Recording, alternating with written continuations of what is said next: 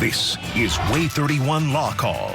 Good evening and welcome to WAAY 31 Law Call. I'm Sharon Doviet. Tonight it's Ask Us Anything night. So call in your questions for whatever kind of legal concern you've got right now, whether it's a nursing home negligence case, a car accident case, a child support question. Call in and be live on the air with us, 256-536-0077. Call in, or you can text us your questions to that same number, 256-536-0077. You can also email your questions on any legal topic any day of the week. You send it to lawcall@waytv.com. And when we get to a show that's on point, we will pull some out. We've got some of your email questions tonight. You know, you can also watch us live if you check us out on Facebook.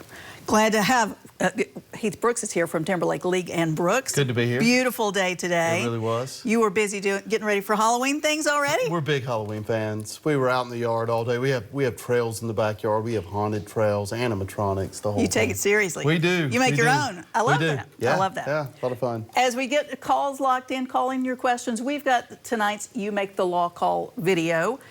So take a look at this. It looks like a normal crossing. We're going to see a pedestrian walk across. Okay, he's going to be okay, but he's going to get surprised because this happens. Okay, he's all right. He's all right. But watch, it's not even over with this. Look what happened with that car. Gracious. And then you'll see that the pedestrian, he's fine. He's going to come back across and look at things. When because your law firm does personal injury kind of cases. That's right. You see videos like this all the Yeah. time. When you're looking at something like that, what are you looking at to figure out who's going to be held responsible for Well, that? who has the light? Who's running the light? Is there somebody speeding through that light? I mean, it looks like the vehicle who's approaching the intersection, towards us has the right of way, and then the vehicle hits him on the side. Now, what ends up happening is that vehicle who caused the collision, who caused the T-bone collision, he forces that other car into the pedestrian. Well, he would actually be at fault for the pedestrian's injuries, even though there was another car that hit him. Okay. He would actually be, well, he or she, whoever was driving that car, would be at fault for that pedestrian's injury. And you know, when you're a pedestrian and you've got a vehicle flying at you at 25, 30 miles an hour, 40 miles an hour, however fast those cars are going, you can't move out of the way. And a lot of times just trying to get out of the way can cause an injury. And so you could be responsible as a driver for that as well.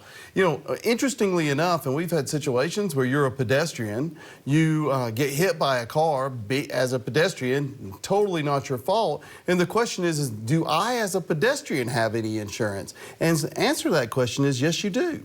If you have uninsured or underinsured motorist coverage on your own vehicle at your house, then you may have coverage in the event that the person who hit you didn't have enough coverage or didn't have any coverage at all. So it's important to look at your insurance policy. Make sure, hey, look, even if I'm walking down the road, am I going to have insurance that is going to cover me in case the fool who hits me doesn't have any at all? Even if you're not driving a vehicle? Even if I'm not driving a vehicle, yeah. We've got callers waiting. We've got Ed on the line with a question from Decatur. Hi, Ed. Thanks for calling in. What's your question tonight? You ready for my question? Yes. Hi, Ed. Thanks for calling. Hey, Thanks Ed. for watching.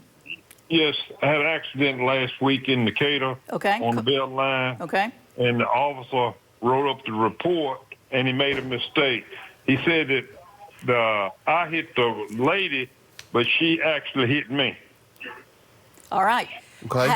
If this goes to trial, is that what's going to happen with that police report? And does Ed need to go get that police report fixed? You know, Ed, this is not uncommon. Okay. And you know, you can petition the police officer to change the police report. Oftentimes that doesn't happen. The officer is not going to change the police report. So it's a situation where you may be stuck with the information that's provided. But fortunately for you, a police report in the state of Alabama is not admissible in trial.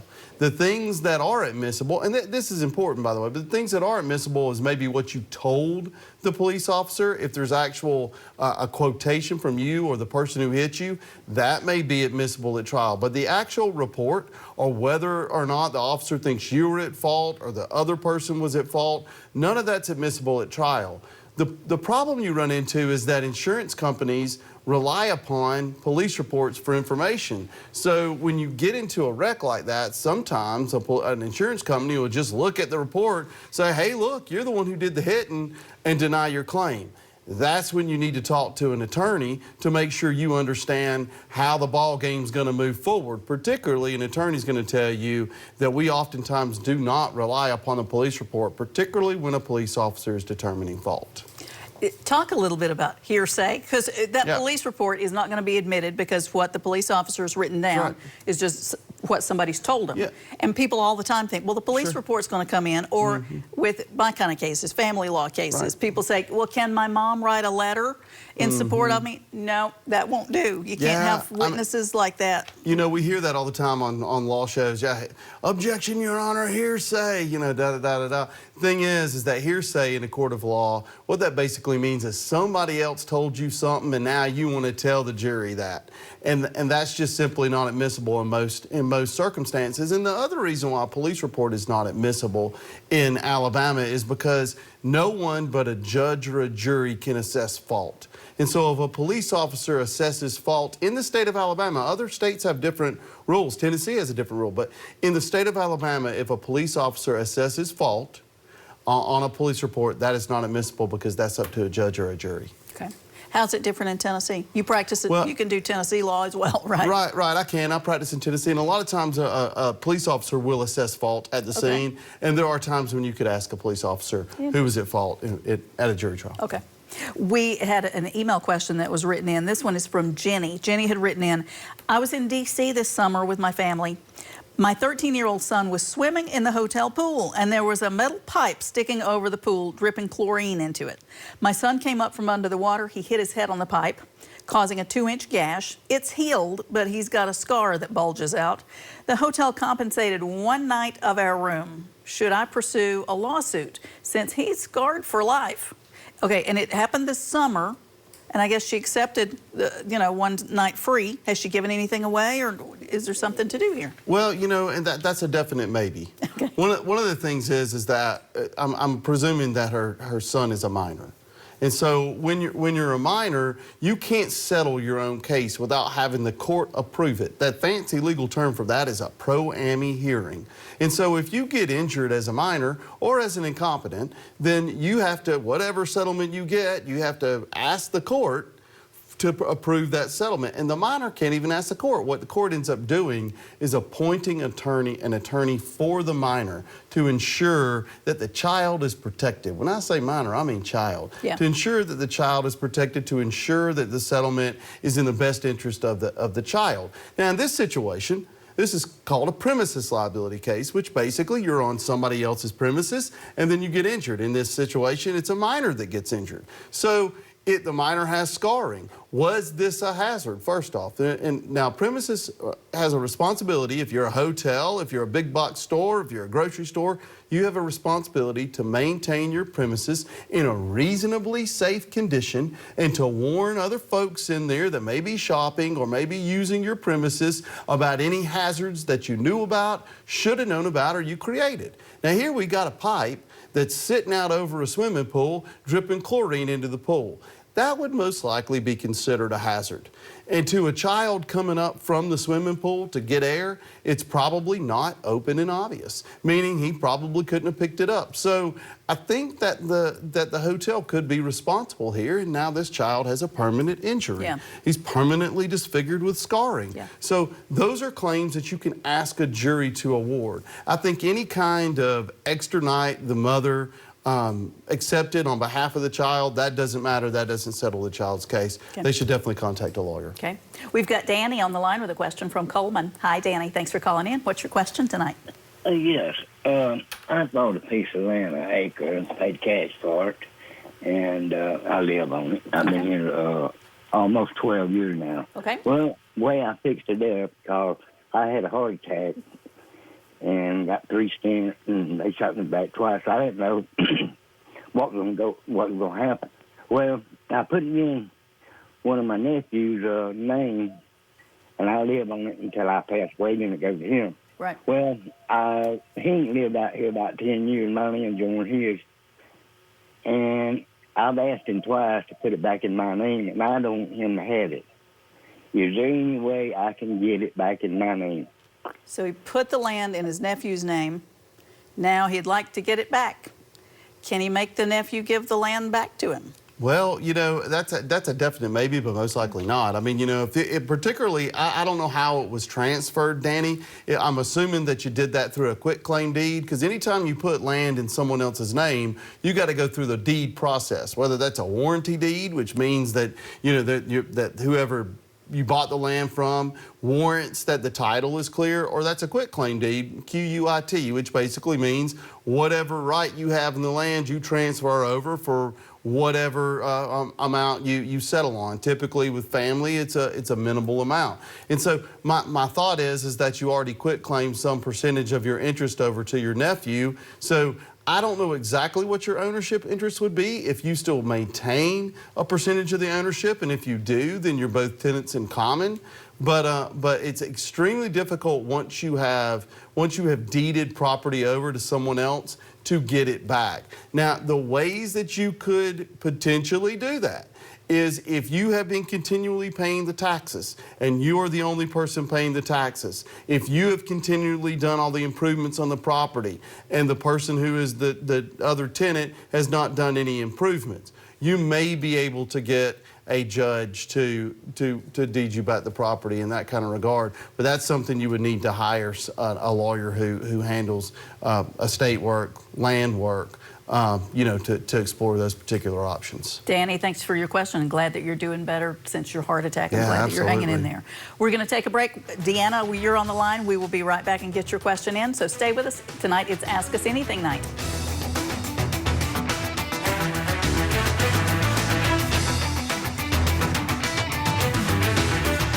You're watching WAAY 31 Law Call.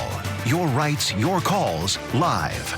Presented by the Tennessee Valley's award-winning personal injury and wrongful death law firm, Timberlake, League & Brooks. Featuring the knowledge and experience of attorney Michael Timberlake, attorney Will League, attorney Heath Brooks, attorney William Maservi. And hosted by broadcaster and family law attorney Sharon Doviet. This is WAAY 31 Law Call. Welcome back. Tonight it's Ask Us Anything night. Heath Brooks is here from Timberlake, League & Brooks. You guys have got something funny going on at the office. What is this? Well, we got ducked. You got ducked. You know, we used to make a joke about the office is that we have a gremlin in the office. Okay. That you know, whenever anything goes wrong with the computer or you can't find something, you know, we have a building that's over 100 years old. Yeah, so something goes wrong all the creaks, time. sounds, all kinds of things. You lose things, you know. but we had a gremlin at some point in time, came in the middle of the night, and like we own a Jeep, ducked us. Cute. You know, and there were hundreds. These things were all over the office. Everywhere you looked, there were little ducks. That's cute. Yeah. Y'all work hard, and I know you do very serious work. So sometimes a good laugh is helpful. That's right. We've got callers on the line. Deanna, thank you for calling from Florence. Deanna, what's your question tonight? Oh, I'd have a question about insurance. Okay. Sure. My husband and I bought insurance in the 80s, and it's the kind that you just pay on all your life, and it's supposed to grow and all this, but ours has never grown, but that's not the point. The point is, after we'd paid on it for 1980, about a few years ago, we had two insurance men call and say they needed to come talk to us, and from representing the company. Well, they came and they talked to us, and they said that we needed to give them $10,000 to keep my husband's insurance,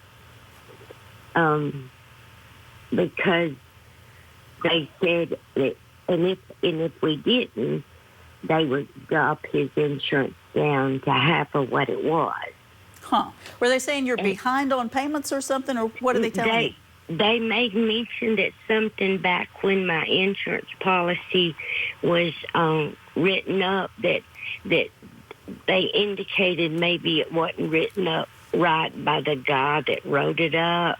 Sounds like that's his job to do. Yeah, Deanna, was it life insurance, a whole life insurance policy?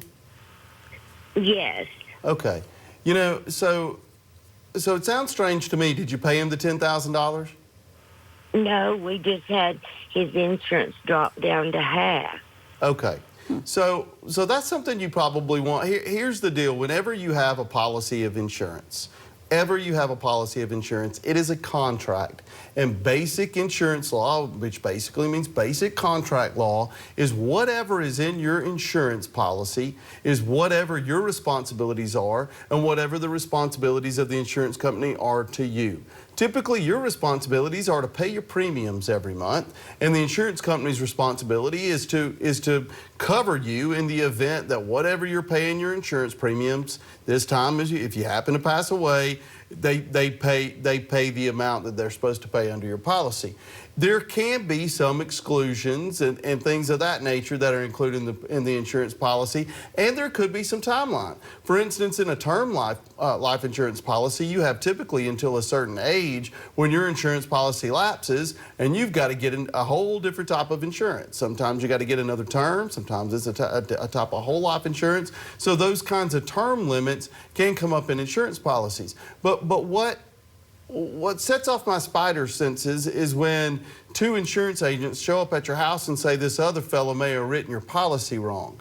Because if somebody writes your policy wrong, that's on them. That's not on you. And so if they adversely affected your insurance policy, what I would do is I would get together all your documents, make sure you have your original insurance policy because you're going to need it, and have a lawyer review your insurance policy. It sounds like potentially, now I'm not saying for sure because I haven't read it, but it's potentially that your insurance company did something really wrong and there could be a recovery for you. Now, I don't deal with insurance policies much in family law cases, but you must with all of the kind of cases you do. Sure. What if she doesn't have her original policy? Can she get it from the company? You should be able to get it from the company. Okay. You absolutely should be able to get it from the company. Okay. Yep. We got a text question in. So Tracy had written in saying that her 16-year-old grandson went to a golf course and damaged a golf cart by accident. Now they're coming after us for a little more than $1,000. She says we checked and it's really only about $500 worth of damage. Could we have a case, or should they just pay the whole $1,018 that the golf course is coming after them? You know, the reality is I don't know what the damage is. Okay. I mean, I would have the golf. First thing I would do is I would have some photos of the actual damage. Then I'd have the golf. I'd have myself. I'd look at the golf cart. I'd make sure that what the damage was actually caused, what they say the damage was actually caused by your grandson. I mean, I don't know what your grandson did, if he ran it off of the course or whatever, but I would make sure that he was negligent, wasn't something wrong with the golf cart, something that they actually may have been a part of. And then you can always negotiate with folks and say, hey, look, we've looked at this damage. We don't think it's more than $500. That's what we're going to give you. And then if they come back and say, no, you're not, you got to give us $1,018, then your decision comes into play. Then do you want to have a lawsuit filed against you? And it would really be filed against your grandson, but do you want to have a lawsuit filed against your grandson and potentially get a judgment against him to where you'd have to pay the $1,018, or do you want to take the time and the effort to go to court? Generally, with that kind of money on the board, that's a lot of money to a lot of folks out there. $1,000 is not something just to throw around. Yeah. $500, I'm cheap. I pick a penny up on tails. So, I mean, I don't pay any. Yeah, I do. I'm not superstitious, you know. I mean, it's a penny. I keep my nose to the ground. I pick it up. Someday you'll need that. So my daughter comes to me. We went to Jamaica last week, and my daughter comes to me and she says, Daddy, I found a quarter in the bottom of a pool. And so I'm like, great. She's looking all the time too. Pick up what you find. But my point is that $500 is a lot of money. And, you know, if they're asking you to pay something that you don't have to pay, then you know, you need to think long and hard about paying that kind of money. On the other side of it, having to hire a lawyer, having to go in front of a judge may be something that you just really don't want to do, and you'd rather pay it than go through the headache and the heartache, and I understand that too. But I would say at least try before you pay that kind of money. Good luck with it, Tracy. We have got, is it Myrna? Is it Myrna from Elkmont? Hi, thanks for calling in. What's your question tonight? Glad you're watching. My question is, if a husband and wife have a loan and the husband's name is only on the loan papers, and she has been writing the checks out because medically he can't do it right now, and I'm wondering if the loan has to be revised. So, what's it a loan for, Myrna? Just in general, is it a car? What is it? No, it's for a heat pump. Okay, and Myrna, is both the husband and the wife actually on the loan paperwork? Yes, but the wife's name is not on the paperwork. It's just the husband's. Okay, but the wife has been making all the payments. Yes.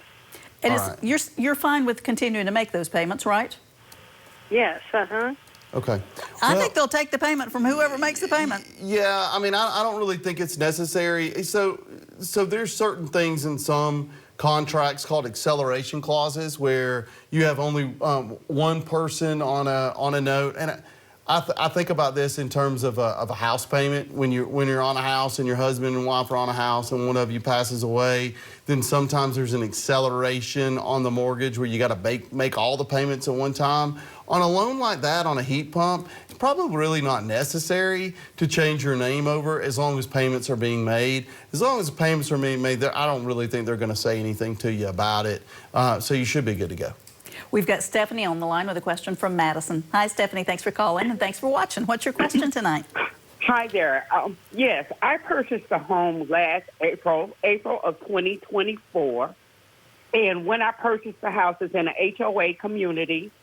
And now I'm being harassed 18 months later by my HOA regarding my fence. I have a vinyl fence, and they're telling me per the covenant states that all fences must be wooden. So I've read the covenant front to back, and there's nothing in there stating that the fence has to be wooden. I love it. She's reading. She's reading. Yeah. We hear about HOAs all the time. We do. Boy, they're trouble. We do. And, you know, that's one of the things you got to be. I mean, if you've read the HOA covenant, if you've read the covenants and you're not required to have a wooden fence, that vinyl works just fine, then you should be well within your rights. And I'm assuming that they're dinging you $25, $50 for violating some sort of covenant. But if it's not there, then oftentimes what you got to do is you got to hire a lawyer to tell them to stop the harassment. You know, I mean, there are lawyers that make all of their living off of HOA disputes. I mean, it is HOA disputes, and I've handled the disputes myself. So, you know, I know they can be contentious. I'm sorry you're having to go through that. But if the rules are the rules, you know, and you're within the rules, you should be okay, but you may have to get you a lawyer. She's been reading. I'd like to see her take it to him and say, show it to me. Read it. Where is it? Absolutely. Okay, we're going to take a break. We'll be right back answering more of your questions.